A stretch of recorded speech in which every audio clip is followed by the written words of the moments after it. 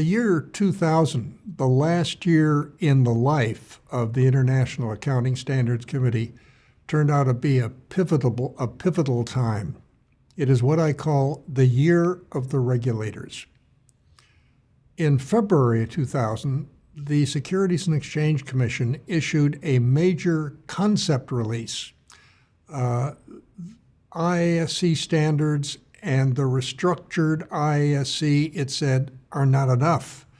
It called for what it said was a high-quality global financial reporting infrastructure with high-quality auditing standards, worldwide quality control in audit firms, and active regulatory oversight. This was disappointing in a number of respects to the leaders at the international level because it was believed it might take forever to achieve such international high-quality performance across accounting, auditing, and securities market regulation. Nonetheless, the SEC set a high standard, some would have said an impossibly high standard, for the International Accounting Standards Committee to surmount. So this was a disappointing beginning to the year. Then in May of 2000, IASCO announced its endorsement of 30 IASC core standards, but again, somewhat as a disappointment, provided for what it called supplementary treatments at the election of regulators, so that if a regulator around the world wanted to accept the core standards, it could impose these supplementary treatments. It may impose a reconciliation requirement. It may disallow certain alternative methods. It may require additional disclosures, and it may prescribe specific interpretations, all of which the SEC had already done and was prepared to do. And so therefore it looked as if the SEC was not willing to move from its current position.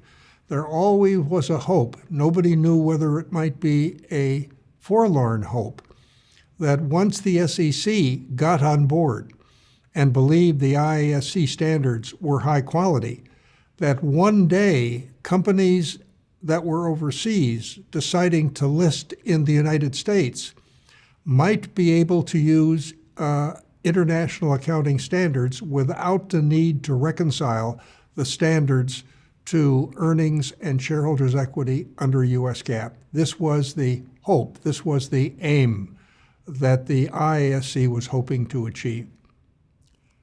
The third development was by far the most momentous. In June of 2000, the European announced, to the surprise of most, that by 2005, some 6,700 listed companies in what was then called the European Union shall adopt international accounting standards in consolidated statements, but with a screening process. As I say, this came as a surprise to most. Think of it.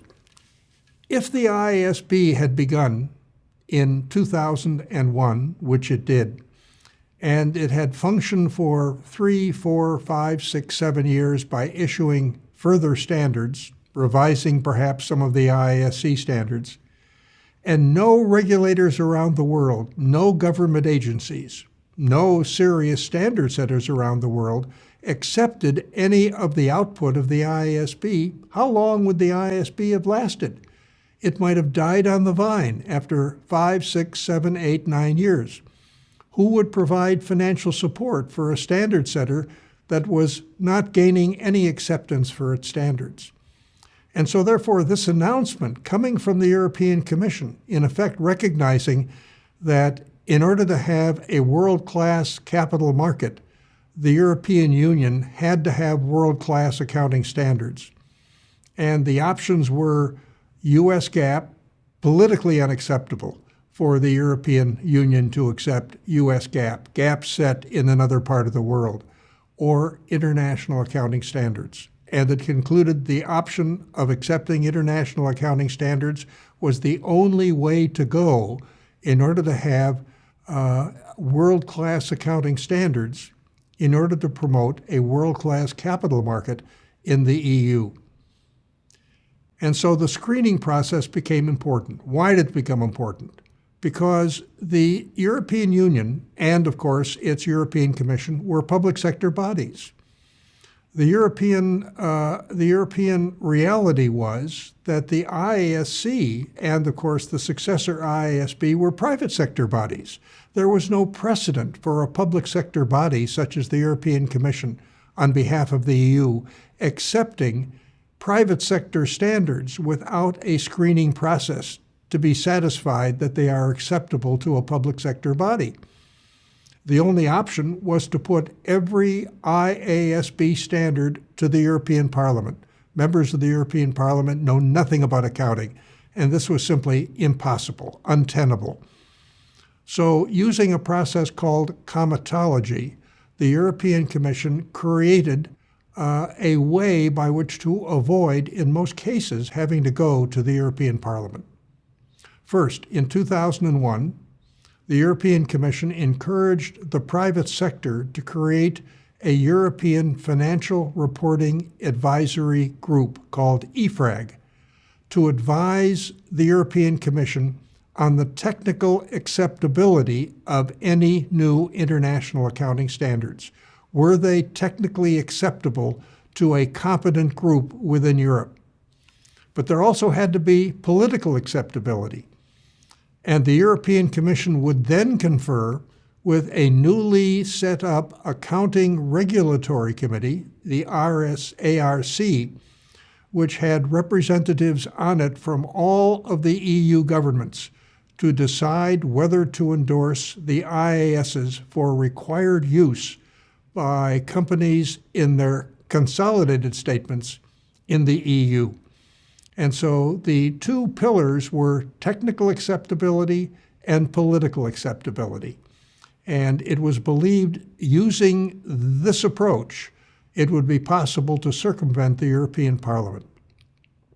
And in 2002, in June of that year, the EU Council adopted the IAS regulation, which required that companies and auditors affirm IFRS as adopted by the EU, because when in 2005 companies would be required to begin adopting IAS standards in their consolidated financial statements, the auditors had to know what kind of an opinion to give.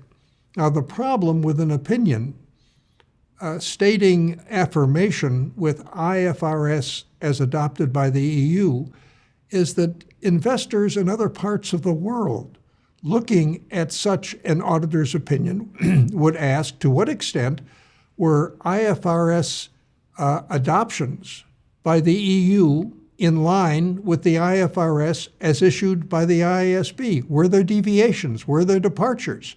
Well, in fact, with rare exceptions, IFRS as adopted by the EU was identical to IFRS as issued by the IASC and eventually the IASB. But for legal reasons, auditors had to affirm IFRS as adopted by the EU. This was a bit of a problem that had to be overcome, which meant that European companies listed in the US, to satisfy the SEC that they were following international financial reporting standards, as the standards came to be called under the IASB, as issued by the IASB, they had to get their auditors to give a second opinion. In addition to affirming that IFRS as adopted by the EU was used, they had to say that they were using also IFRS as issued by the IASB, and this satisfied the Securities and Exchange Commission. And so therefore, when the International Accounting Standards Board was formed in 2001, under its foundation trustees, which raised 5 years funding and selected the 14 board members, it knew it had a clientele. And the clientele was the some 6,700 listed companies in the EU that, under the requirement of the of the European Commission had to accept IFRS. And this was, of course, a big source of support to the new members of the IASB. Now, in Australia and New Zealand, they were watching these developments in Europe very closely, and they felt that as soon as the IAS regulation was issued in 2001, they had to act. As they said, they could not afford to lag behind Europe.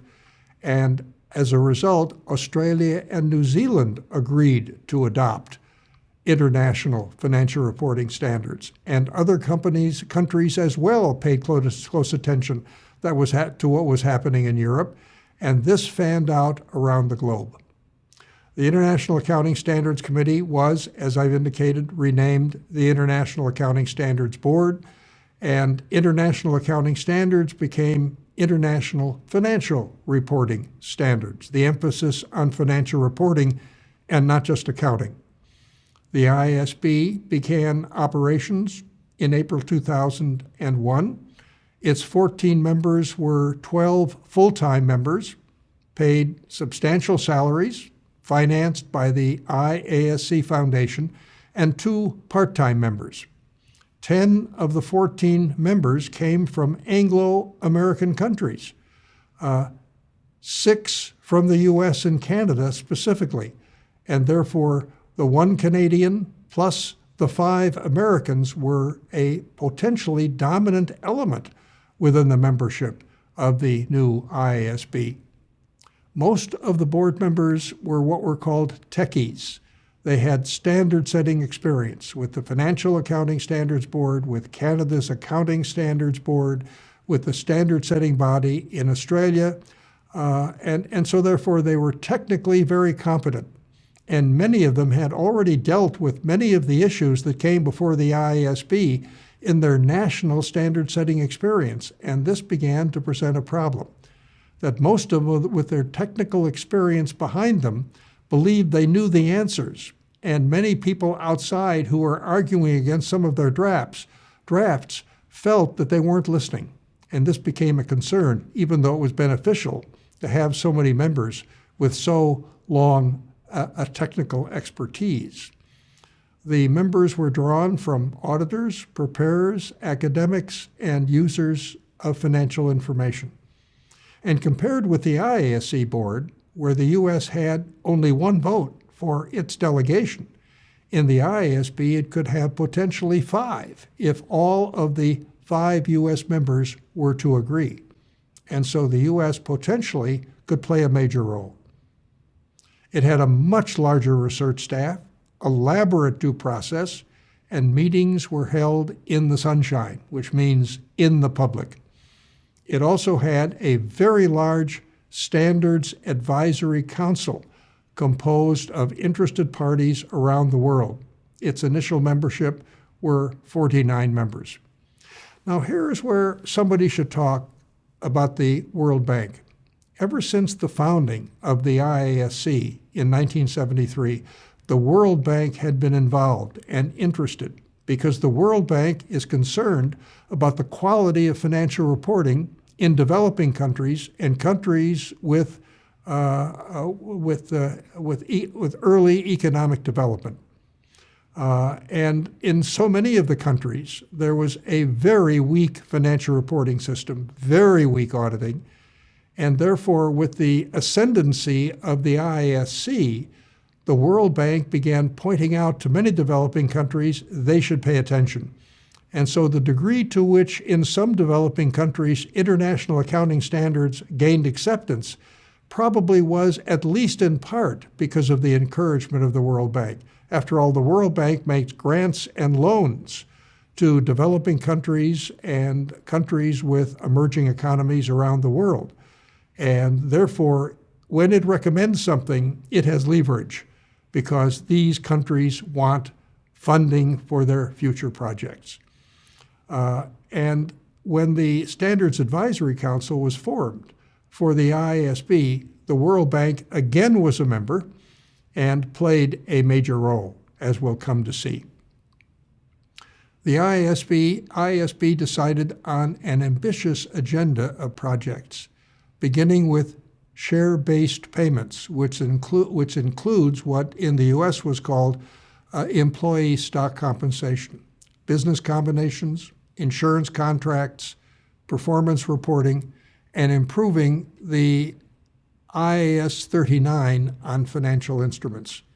Now, share-based payments was controversial, just as it was in the United States, but not as controversial in Europe and around the world as it was in the U.S. And as soon as it began its project that eventually was IFRS 2, the second of its new standards, in the U.S., the FASB again began to bring the issue up, to some degree under the cover of what the IASB was doing. And with the progress made by the IASB, it was somewhat easier for the FASB finally to issue its own standard, Statement of Financial Accounting Standards 123 Revised. Both it and IFRS 2 were approved in 2004, which required that companies issuing employee stock options record expense relating to the options in the body of their income statement. And so in this sense, the IASB helped the FASB finally get through a very contested standard. And then in 2002, in June of that year, part-time board member Robert Herz left the IASB to become the chair of the FASB. And therefore, the relationship between the FASB and the IASB was even tighter because one of the founding members of the IASB, Robert Herz, had become the chairman of the FASB. Shortly after that, in October 2002, at the behest of the SEC, the FASB and the IASB signed what they called the Norwalk Agreement, Norwalk being where the FASB was based in Connecticut, to formalize their commitment to converge their standards and begin holding joint meetings. The aim, as I suggested earlier, is to allow the use of IFRS without the SEC's reconciliation. It was hoped that through successful convergence of their standards between the FASB and the IASB, that one day the SEC would say the sets of standards are so close that for companies that are from overseas listing in the United States, using international financial reporting standards would no longer have to reconcile their earnings and shareholders' equity to U.S. GAAP. This was the ultimate hope. And the convergence process was expected the way by which this might be achieved. And so then the IASB and the FASB began meeting with each other twice a year. And of course, the members of the staff and the members of the boards were in touch with each other throughout the year. And so there was a very close relationship between the FASB and the IASB. Then the banks got involved. The banking community is a formidable lobbying force, as the FASB found out, and certainly the IASB found out. Major French banks and the European Central Bank opposed part of the improved IAS 39 on financial instruments. According to the standard, the banks would not be able to use some aspects of hedge accounting. The banks were unbelieving that the IASB would tell them they couldn't use a certain kind of accounting, because within France, the Standard Center had been part of the Ministry of Finance, and it would never instruct the banks to do something they didn't want to do. And the French, therefore, were furious with the matter, and they appealed to the President of the Republic. In France, the major banks have the ear of the president. And French President Jacques Chirac asserted publicly that IAS 39 could have harmful consequences for financial stability in Europe. Well, when France complains, the European Commission pays close attention, and France was complaining. The European Central Bank was concerned about what was called the full fair value option specifically, because it felt that banks and other financial institutions that were having severe economic problems and therefore their liabilities were falling in value because the interest rate applicable to those liabilities was rising because of their riskiness, would, under the full fair value option, have to show a gain, which they said was incongruous. Why show a gain if they're suffering financial problems and therefore the interest rate applicable to their debt is rising? Consequently, the market value of their debt was falling, giving rise to a specious, if not spurious, gain. The central bank said, we can't accept that. The IASB recognized the concern, modified the position, and finally satisfied the European Central Bank that it was no longer going to be a problem. In November 2004, however, after the IASB stood firm, the European Commission announced two carve-outs. As I said, one of the carve-outs was dealt with by amending the standard to satisfy the European Central Bank. But the other carve-out, that is to say, a carve-out from IAS 39, which in effect said we will not endorse that particular provision, still remains today, and it applies to perhaps a dozen or 15 banks. It is not widespread, but it was an embarrassment. It was a setback that the European Commission did not fully accept a final standard. And why? It was because of pressure from the banks, and specifically French banks. A more serious concern occurred 4 years later. In October 2008, at the onset of the financial crisis, the European Commission forced the IASB board to allow reclassification for financial instruments, but with disclosure. We need to explain this. In IFRS, there was no provision by which banks or other investors in equity or debt securities could reclassify their treatment of their investments from trading available for sale or held to maturity to one of the others. In the United States, it was exceedingly rare that such a reclassification could occur, but it was possible. The concern was that during the third quarter of 2008, at the beginning of the financial crisis, the prices of debt securities were plummeting. Many of the banks in Europe had been classifying them as trading, and trading meant they had to take those losses into income, causing net income to be a loss and reducing their capital and probably causing a credit crunch. And the banks and the bank regulators in Europe were in crisis on the matter. They said, this cannot happen. There's got to be a way by which the IASB allows the banks to reclassify retroactively to July their trading securities to held to maturity. Held to maturity meant using historical cost. Trading meant recognizing gains and losses, albeit unrealized, in net income. Well, the IASB said, no, we can't do that. There is no provision for reclassification in IFRS. Nonetheless, the banks realized that even though it was exceedingly rare under US GAAP, it was possible. And they argued that companies and banks that were using IFRS were put at a competitive disadvantage in relation to companies and banks using US GAAP. Pressure was built on the European Commission by banks and bank regulatory bodies all throughout Europe to get the IASB to do something. The IASB was reluctant. They hadn't even issued an exposure draft. It was now early October. It was some days before the banks were going to have to issue and publish their third quarter results.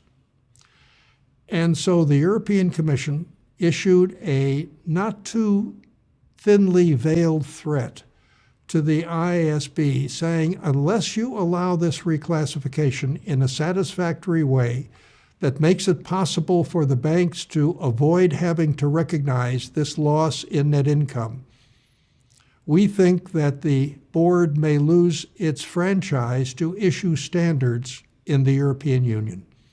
And this was a menacing threat. Certainly the board did not want to lose the EU. More than 20 countries by this time, and it put enormous pressure on the IASC Foundation, the trustees, and on the board. And so on Monday, October 13th, the IASB held a meeting with a gun to their head, the gun being held by the European Commission. Very reluctantly, the IASB approved 11-2 a standard that said that investors in debt securities may reclassify them from trading to held to maturity and do so retroactively to July 1st, which was unthinkable. Even in the US, a reclassification could not be retroactive. A reclassification would require recognition of the accumulated losses and gains up to the point of the decision to reclassify. But that wouldn't have satisfied the banks. They wanted to avoid recognizing the loss. And so therefore, as unthinkable as it was, though the decision was made on October 13th, it was made retroactive to July 1st, at which time the prices of the debt securities were at about their carrying values, and consequently approved 2 days later by the European Commission. The standard allowed banks all throughout Europe to reclassify their investments in debt securities from trading to held to maturity and avoid having to recognize the accumulated enormous loss which had occurred during the third quarter.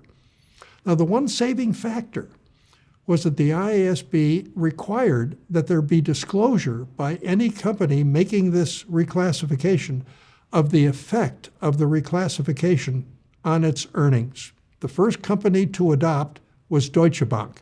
It reported a fairly small net income for the third quarter, but had to disclose in its notes to the financial statements that but for the reclassification, it would have come in with an enormous loss, reflecting, of course, the large loss during the third quarter.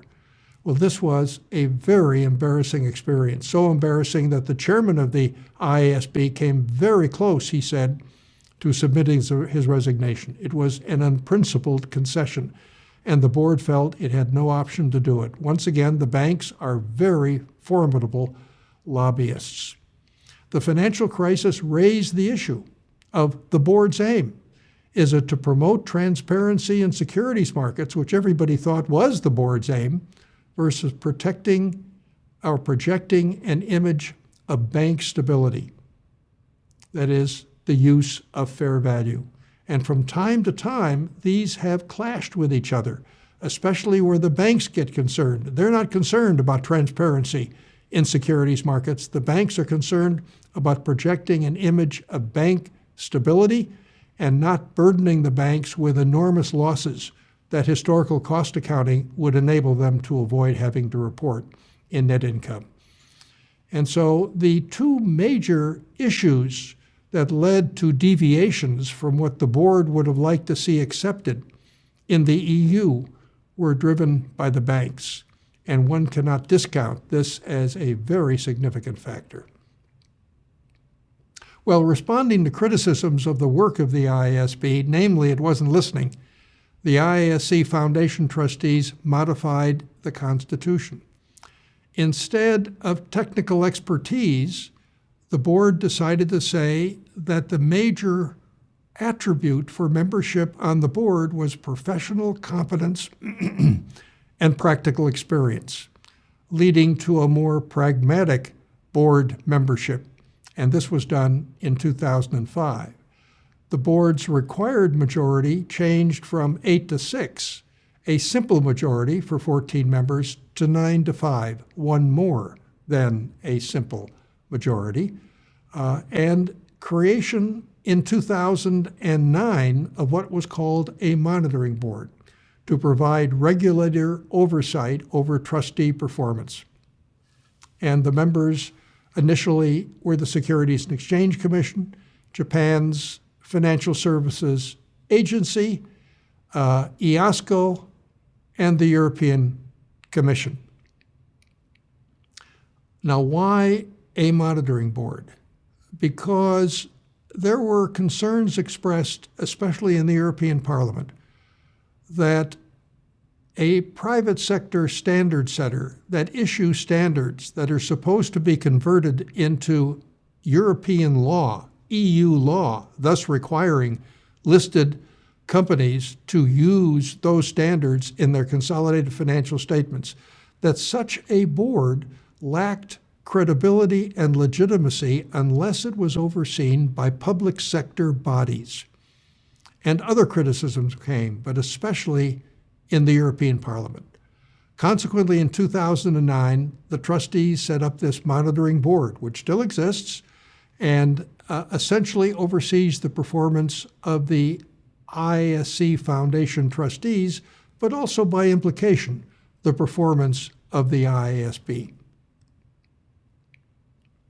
And in 2009, board membership rose from 14 to 16 with geographical quotas. They said 4 from North America, 4 from Europe, 4 from Asia, Oceania, 1 from Africa, and 1 from South America, plus 2 for geographical balance. Now that has since shifted. 7 years later, 2016, it was decided that the membership should drop from 16 to the original 14, composed of 4 from the Americas, 4 from Europe, 4 from Asia, Oceania, 1 from Africa, and 1 at large to promote a geographical balance. Well, lately that has meant the 4 from the Americas were composed of 1 from Brazil, typically 1 from Canada, and only 2 from the United States. And consequently, the 5 members that the U.S. had at the beginning has dropped to only 2 as a result of the change in 2016. And the changing composition of the board, as we've said, was from techies to ex-regulators and a broader base of users on the IASB.